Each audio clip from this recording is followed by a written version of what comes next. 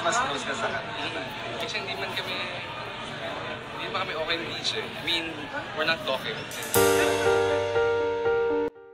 Dominic Roque nagsalita na kaugnay sa naging alitan nila ni Danielle Padilla.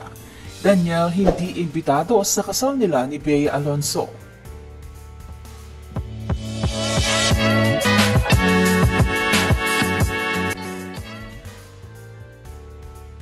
Si Dominic Roque ay kilalang malapit na kaibigan ng Katniel o nila Catherine Bernardo at Danielle Padilla. Nasa iisang barkada lamang sila na kung tawagin ay Nguya Squad. Kasama ang iba pa nilang celebrity friends na sina Marco Cumapaw, Rhea Ataide, Patrick Sugi, Zanjo Marudo, Joe Vargas, Joshua Garcia at Alora Sasa. Kasama rin sa grupo nila ang real-life couples na sina Khalil Ramos at Kobe Garcia, Daniel Miranda at Sofia Andres. Sa ginanap na Lux Beauty and Wellness Group Thanksgiving Party nito lamang Sabado, January 20, ay natanong si Dominic ng press kung ibitado ba sa kasal nila ni Bea Alonzo ang mga kaibigang sina Catherine Bernardo at dati nitong nobyo na si Danielle Padilla. At dito na nga kinumpirma ni Dominic na imbitado si Catherine Bernardo. Aniya, si Kath invited. Sundot na tanong ng press, si Kath lang kasi mas close ka sa kanya. Natatawa itong sinagot ni Dominic ng, oo, kasi hindi pa naman kami okay ni DJ. I mean, we're not talking since 2020. We haven't seen each other for the longest time since 2020. Maaari pa naman daw itong magbago dahil hindi pa tapos sina Bea at Dominic sa listahan ng kung sino-sino nga ba ang kanilang iimbitahin sa kanilang kasal.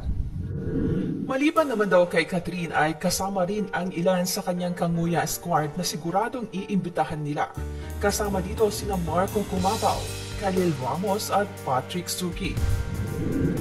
Hindi naman idinitalya ni Dominic Roque kung bakit hindi na maayos ang relasyon ng pagkakaibigan nila ni Danielle Padilla.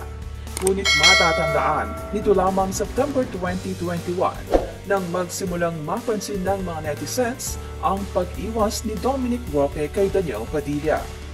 Bukod dito ay madalang na rin maispatan o makitang sumasama si Dominic sa barkadahan nilang Nguya Squad. Mas naglaya pa ang usaping may alitan sila simula nang mag-unfollow sila sa isa't isa sa Instagram. Hindi naman malinaw kung kailan eksaktong nagsimula ang alitan sa pagitan ni Danielle at Dominic, ngunit lumutang umano ito ng mapaulat na magkarelasyon na sina Bea at Dominic. August 15, 2021, tinalakay sa vlog sa YouTube ni OG Diaz ang tungkol sa pag-unfollow ni Danielle at Dominic sa isa't isa. Ani OG, totoong may hindi pagkakaunawaan sina Dominic at Danielle, kaya mas pinili nilang i-unfollow ang isa't isa sa Instagram. May mga lumabas din noon na issue na ginost umano ni Dominic ang nakababatang kapatid ni Danielle na si Maggie, kaya nagalit sa kanya si Danielle. Pero paglilinaw ni OG, may nakausap ako, hindi raw ganoon. Dahil sabi ng isang source ko, Kuya Dom ang tawag sa kanya ng mga kapatid ni DJ. Nagkaroon ng follow-up si OG patungkol sa isyong ito. Pero binanggit ni OG na in-unfollow na rin ni Carla Estrada si Bea, na kasalukuyang girlfriend noon ni Dominic. Paniwala tuloy ni OG, may kinalaman ang pag-unfollow ni Carla kay Bea dahil sa gap ni Danielle at Dominic. May nakapagsabi rin umano sa kanya na maliit na ang tsansang magkaayos pa sina Danielle at Dominic. Aniya, sa pagkakaalam ko, may nasabihan si Carla na isang tao na sinabi niyang si Dominic malabo na silang magkaayos ni DJ. Ayon din sa kanyang source ay ang pag-unfollow ni Carla kay Bea ay posibleng may kinalaman sa pagiging close ni Carla kay Marjorie Barreto. Si Marjorie Barreto ang ina ni Julia Barreto na girlfriend ngayon ni Gerald Anderson. Ex-boyfriend naman ni Bea. Noong 2019, nag-break ang dalawa at itinuturong third party umano si Julia Barreto.